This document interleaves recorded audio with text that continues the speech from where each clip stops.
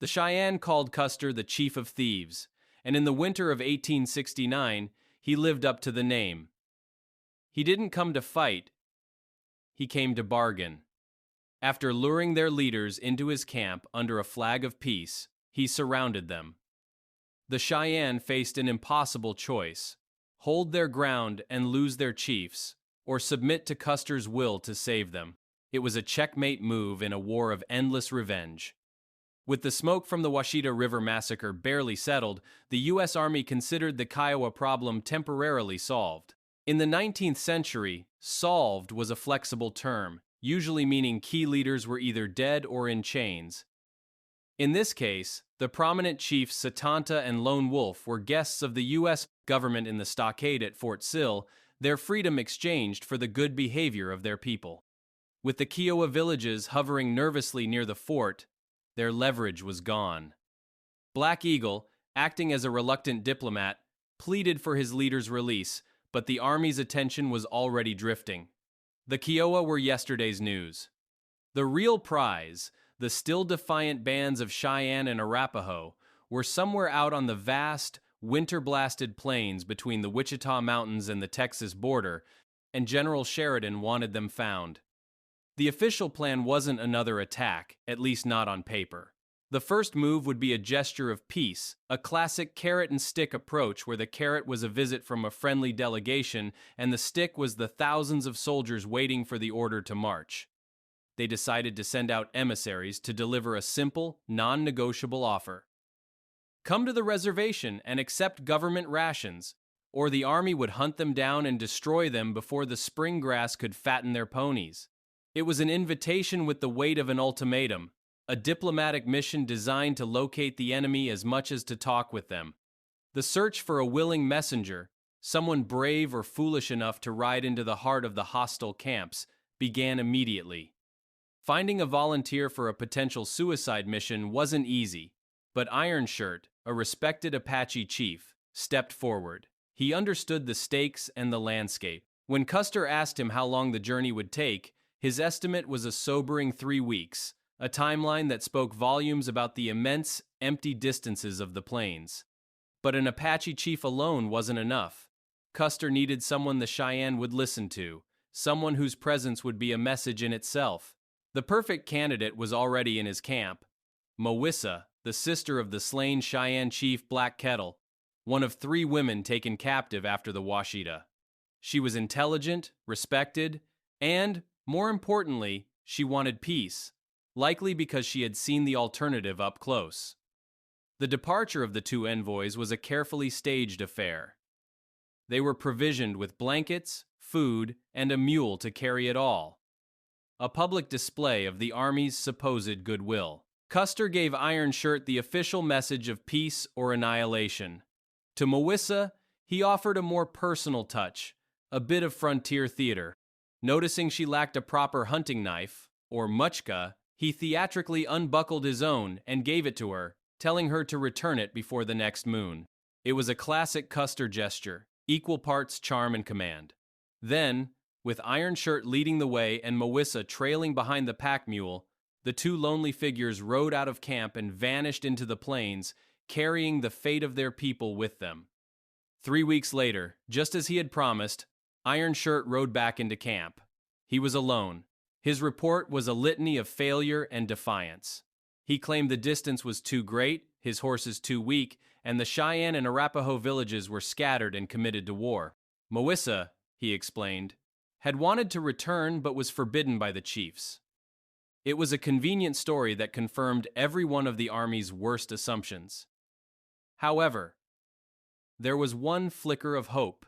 2 influential chiefs, Little Robe of the Cheyenne and Yellow Bear of the Arapaho, were apparently eager for peace and promised to visit Custer's camp soon. Whether this was a genuine peace feeler or just another delaying tactic, Custer rewarded Iron Shirt for his efforts and settled in to wait.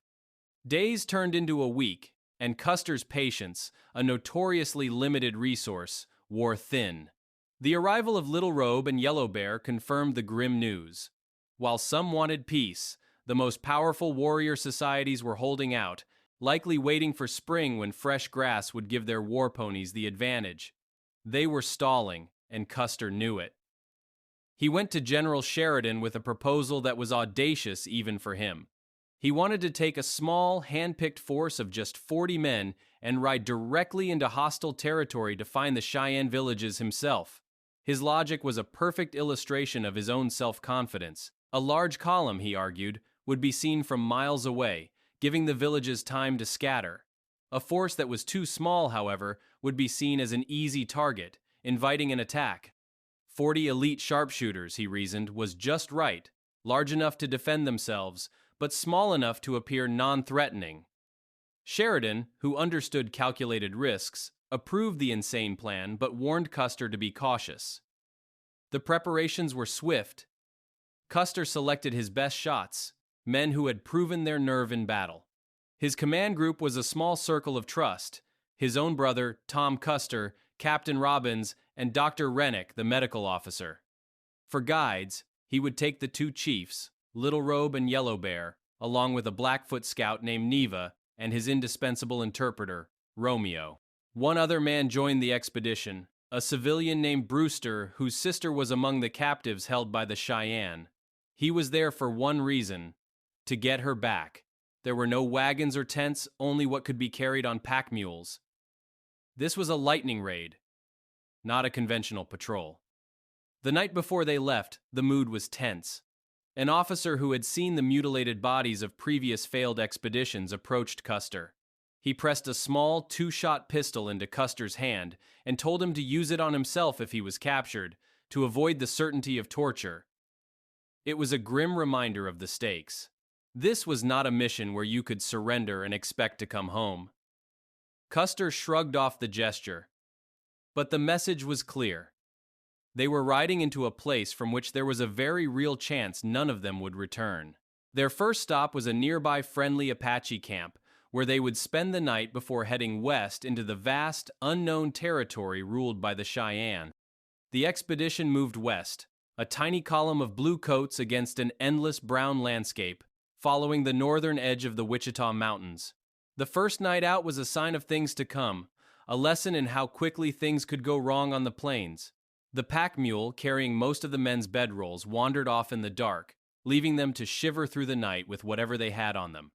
Custer himself had to borrow a stiff, greasy buffalo hide from an Apache acquaintance just to have a covering. It was a humbling start to a mission already fraught with peril. As they rode deeper into the wilderness, Custer pressed his guides, Little Robe and Yellow Bear, for the location of their villages. They could only shrug. The villages were constantly on the move, chasing the dwindling herds of buffalo. There was no fixed address for a nomadic people. Their plan was to use smoke signals. Upon reaching the last major peak of the Wichita Range, the two chiefs would send up a plume of smoke, a universal sign of greeting on the plains. It was a delicate process, a small fire of dry grass smothered with a blanket to create thick, puffy clouds of white smoke that could be seen for miles. They sent the signal, a question mark of smoke against a pale sky, and then they waited. And waited. The sky remained empty. No answering puff appeared on the horizon. The silence was unnerving. The chiefs had to admit their people were much farther west than they had anticipated. The mission just got longer, and their supplies just got shorter. They pushed on, into a landscape that was growing flatter and more desolate with every mile. The hope of a quick resolution was fading, replaced by the gnawing reality of a long, desperate search. As the expedition pushed deeper into the desolate plains, Yellow Bear's predictions became their only guide. He suggested that Custer and a small party ride ahead of the main column to avoid spooking any potential villages. Custer agreed, but kept his hand near his pistol. As they crested a small rise, he spotted them. Two heads, barely visible, watching from a nearby mound. Yellow Bear, seeing them too, began waving his blanket in a series of signals. The figures on the mound waved back. With the connection made, Yellow Bear galloped ahead to announce Custer's peaceful intentions, a necessary precaution when your arrival could easily be mistaken for an attack. By the time Custer's small group reached the mound, they were met by a flood of people. The entire Arapaho village, men, women, and children poured out to see them, their numbers overwhelming the soldiers by at least 10 to 1. Though the mood seemed friendly, Custer was a tactician before he was a diplomat. He politely but firmly instructed the villagers to keep their distance, announcing he would make camp right next to them, on the opposite bank of Mulberry Creek. This was no friendly gesture, it was a cold, calculated move. By placing his men so close to their families, he was using the Arapaho women and children as an unspoken insurance policy against a nighttime betrayal. That evening, the first council was held. Little Raven, the principal chief, expressed his desire for peace and promised to lead his people to the reservation within 3 days. Custer, in turn, laid down the law. His sentries would shoot anyone who approached his camp after dark, and visits would be limited to 20 warriors at a time. It was a negotiation held under a thin veil of civility, with both sides fully aware of the violence simmering just beneath the surface. The next morning, after another round of talks in Little Raven's own lodge, the Arapaho chief reaffirmed his promise of peace. The entire village began to pack, a whirlwind of activity as the women dismantled the teepees while the men sat and smoked, their work apparently done. The Arapaho departed in a long, snaking column, leaving Custer's tiny command feeling profoundly alone on the empty plains. As they waited for their own promised supplies, Little Robe, the Cheyenne chief, grew impatient. Declaring he could wait no longer, he announced his intention to ride out alone to find his own people and persuade them to meet with Custer. It was an act of genuine courage, a man becoming a true peace envoy, and Custer encouraged him to go, agreeing to watch for his smoke signals. Little Robe mounted his horse and vanished, a single rider on a monumental task.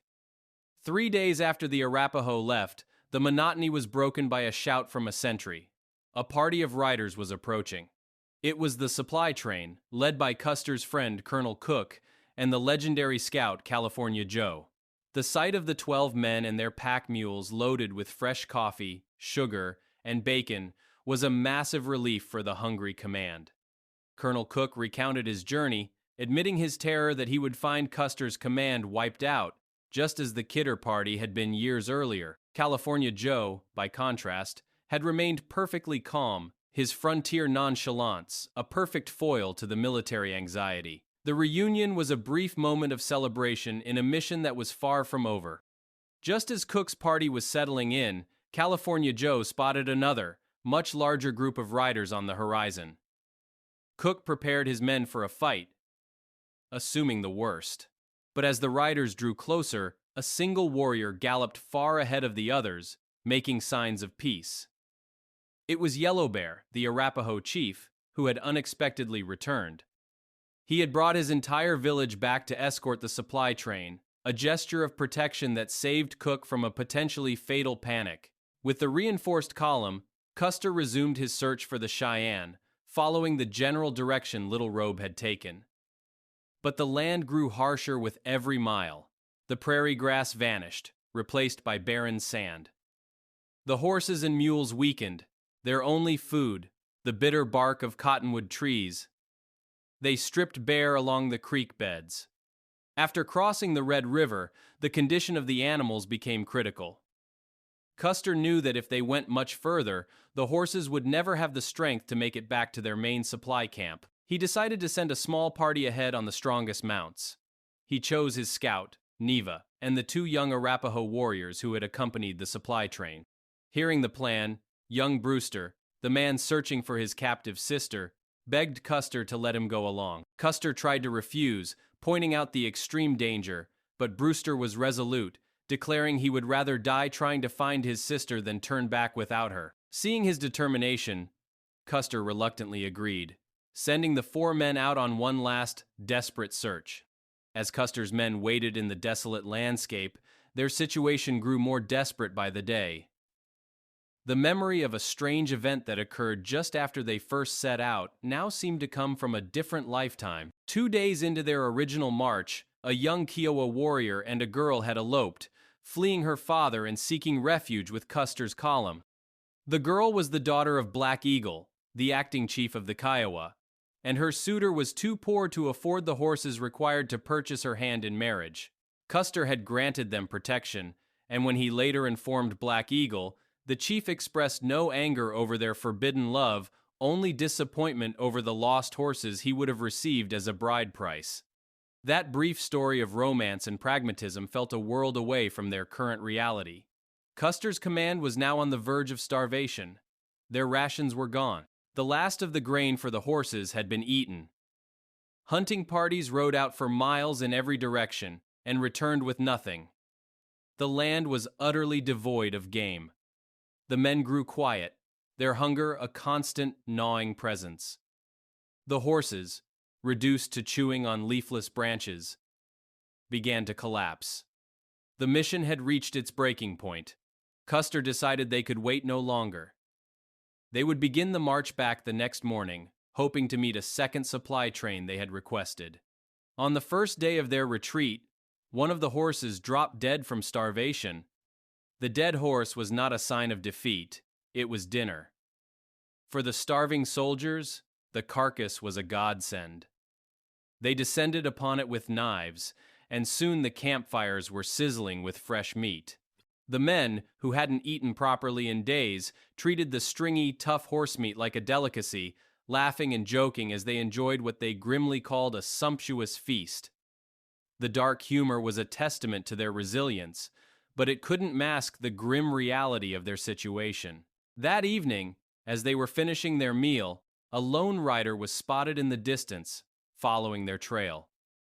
It was Neva, the scout, returning from his mission. He stumbled into camp, gaunt and exhausted, his face a mask of failure.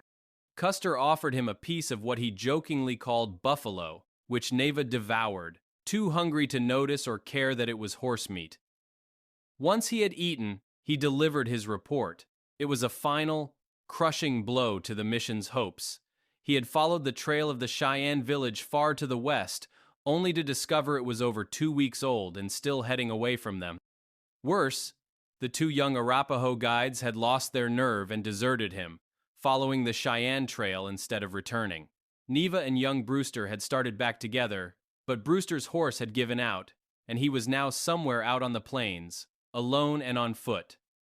The mission was a failure. The captives were lost, and members of his own command were now missing in the wilderness. The return to the main camp was a mixed success.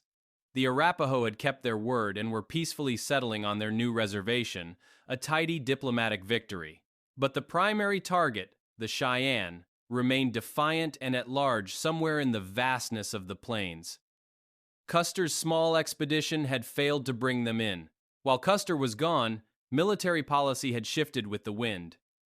General Sheridan, Custer's most important advocate, was being reassigned. And in a move that Custer viewed with deep cynicism, the Kiowa chiefs Lone Wolf and Satanta were released from custody based on promises of peace he believed were worthless. As it turned out, history would prove him right. Before leaving, Sheridan gave Custer one last, sweeping order. He was to take command of a force of nearly 1,500 men and march west. The time for small peace missions was over. This was to be a final, decisive campaign to track down the obdurate Cheyenne and crush their will to fight. Once and for all.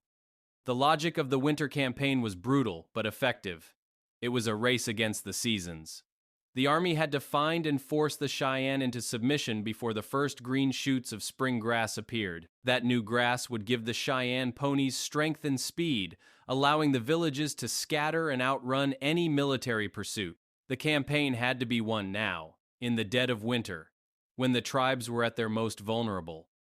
So, as the last days of the winter of 1868 faded, Custer broke camp at Fort Sill. The massive column, a combination of the 7th Cavalry and Kansas Volunteers, snaked its way west toward the Wichita Mountains, a force so large it seemed capable of swallowing the entire plains. The hunt had begun again, but this time, it wasn't a gamble with 40 men, it was an invasion. Days into the march, they saw it. A thick column of smoke rising against the horizon, perhaps 15 or 20 miles away. It was the undeniable sign of a large camp. Custer ordered a pursuit, hoping to catch the trail by afternoon. But the plains are deceptive, a landscape where distances warp and play tricks on the eye. What looked like a few hours' ride turned into an all-day and all-night march. They finally reached the source of the smoke at 2 in the morning, only to find the smoldering remains of an abandoned campsite. The village was gone, but they had left a clear trail leading west. The professional trackers of the Osage contingent, the Army's native allies, fanned out and quickly picked up the fresh tracks. The trail was small, likely a hunting party of no more than 15 individuals, but Custer hoped it was a thread that would lead him back to the main body of the tribe. The pursuit was relentless. The column followed the trail through a valley, crossing several streams so tainted with salt that the water was undrinkable, the banks literally coated in white crystals. Finally, they found a freshwater spring and made a brief camp. As they rested, a rainstorm blew in, and Custer sent his Osage scouts ahead to avoid losing the trail in the mud. Hours later, the scouts returned with electrifying news. The Cheyenne camp was less than a mile ahead. Custer quickly formed his men for a classic cavalry charge, ready to storm the village at dawn. They swept down on the camp, a wave of horsemen ready for a fight, only to find it completely empty. The cook fires were still warm, but every single warrior had vanished. It was a phantom escape, a mystery that was only solved later. The Cheyenne had heard the barking of dogs from Custer's own camp the night before, a simple sound that had served as an unintentional alarm bell, giving them just enough time to flee on foot into the darkness, leaving everything behind. Furious and frustrated, Custer pushed his command further west the next day, moving blindly without a trail to follow. Hope was beginning to dwindle. Just as they were about to give up the search for the day, they stumbled upon a single, month-old lodge trail, the faint trace left by dragging teepee poles. It was a flimsy lead, but it was all they had. Custer decided to follow it, a desperate hunch that this single trail might eventually merge with others. His gamble paid off. The solitary track led them to another abandoned campsite, this one containing the remains of about 12 lodges. It was here that Custer brought in his secret weapon, Mona Sita, the young Cheyenne woman who had been captured at the Washita. She was to be his forensic investigator. Mona Sita walked the campsite with a practiced eye. She sifted through the cold ashes of the fires, examined scraps of discarded clothing, and studied the animal bones left behind. To the soldiers, it was just trash. To her, it was a story. After her examination, she delivered a full report. The camp had been occupied by 12 families. They had left no more than 2 weeks prior, and they were moving slowly, not in a panic.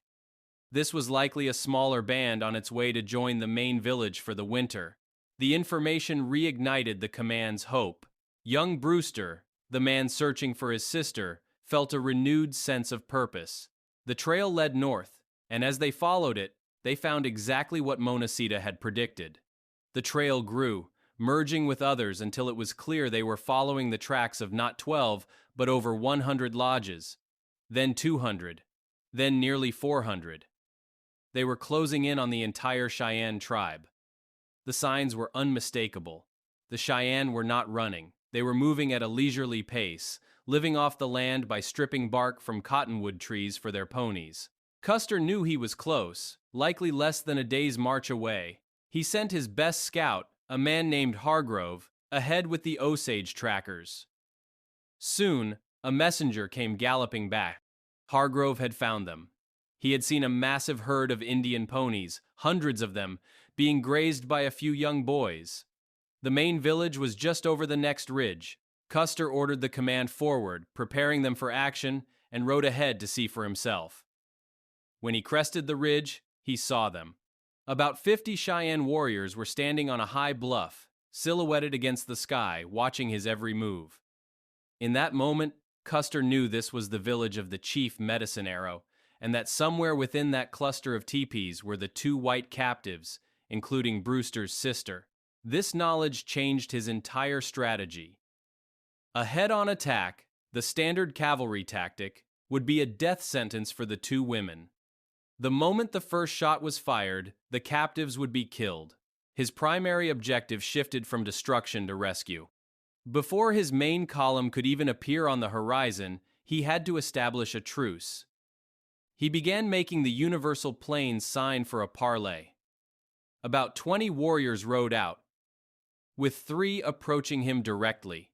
Custer rode forward alone, signaled for only one to meet him, and shook the man's hand. He learned this was indeed the Cheyenne village, and Medicine Arrow was there. Custer demanded to see him. Soon, the great chief himself rode out, and Custer, with only his interpreter, found himself in the middle of a circle of 24 heavily armed Cheyenne chiefs and warriors. It was a tense, face-to-face confrontation miles ahead of his own army. Medicine Arrow, a shrewd leader, asked Custer how many soldiers were with him. Custer, knowing the power of a good bluff, told him he had 1,500 men and artillery just over the horizon. The number was an exaggeration, but it was enough to make the warriors reconsider any thoughts of immediate treachery. Medicine Arrow then made a proposal. Custer should come into the village with him, alone, to show the people his peaceful intentions before the army arrived.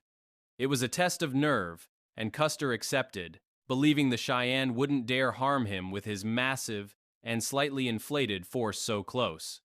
As he rode toward the village, he saw a familiar face in the crowd.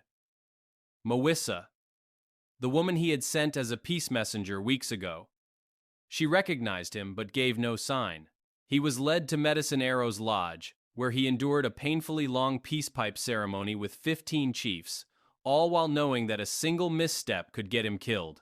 After the ceremony, Custer asked for a place to camp. Medicine Arrow led him to a spot nearly a mile from the village, tucked away in a grove of trees that completely blocked his view of the Cheyenne camp. Custer immediately grew suspicious. It was the perfect location for the Cheyenne to pack up and slip away during the night. His suspicions were confirmed when Monacita arrived with the main column. She told him the 2 white captives were in the village, and that she had overheard warriors talking about a plan to flee as soon as darkness fell. That evening, Medicine Arrow and a group of chiefs visited Custer's camp, proposing to entertain him with a concert. It was the final piece of the puzzle. The concert was a diversion. To prevent their escape, Custer made a bold and ruthless decision. He would take them all hostage. He quietly instructed his officers to have their most reliable men discreetly surround the main campfire, mingling with the Cheyenne guests as if they were just enjoying the music. When the moment was right, Custer stood up, and the music stopped. He told the chiefs their plan had been discovered. As Cheyenne warriors reached for their weapons, they saw they were surrounded by 100 armed soldiers. The trap was sprung. The night was filled with voices. After Custer sprang his trap and secured his 4 high-value hostages, the rest of the Cheyenne had vanished back into the darkness. From the hills surrounding the camp, young warriors began calling out, their voices carrying on the cold air, wanting to know if their captive chiefs were still alive. They refused to come closer, fearing another trick. In a moment that revealed the strange complexities of these conflicts, Monacita, Custer's Cheyenne captive and interpreter, volunteered to go out and persuade them to come in. Custer escorted her to the picket line and watched as she walked into the darkness alone. She soon returned with a handful of the warriors, her ability to bridge the gap a testament to the trust she had earned. This small, successful visit helped to calm the volatile situation, proving the hostages were unharmed. The next day brought a more official delegation. A party of 50 warriors approached, led by none other than Little Robe, the chief who had gone off on his own peace mission. Custer rode out to meet him, and in a surprising display of friendship, Little Robe embraced him warmly. He confirmed what Custer already knew. The 2 white women were indeed in the Cheyenne village. Little Robe admitted he had tried and failed to buy their freedom himself. He agreed Custer's demands were fair and promised to use his influence, but he also confessed that his power was not absolute. Many warriors opposed releasing the captives without getting something in return, and it could take days to persuade them. As the days dragged on, the Cheyenne engaged in a classic delaying tactic, sending messengers with the same counteroffer. They would only negotiate after Custer released his hostages. It was a stalemate, a war of nerves with 9 lives hanging in the balance. Custer had seen enough. The stalling, the endless negotiations, The back-and-forth message essay was all designed to wear him down and give the village time to move their most valuable assets.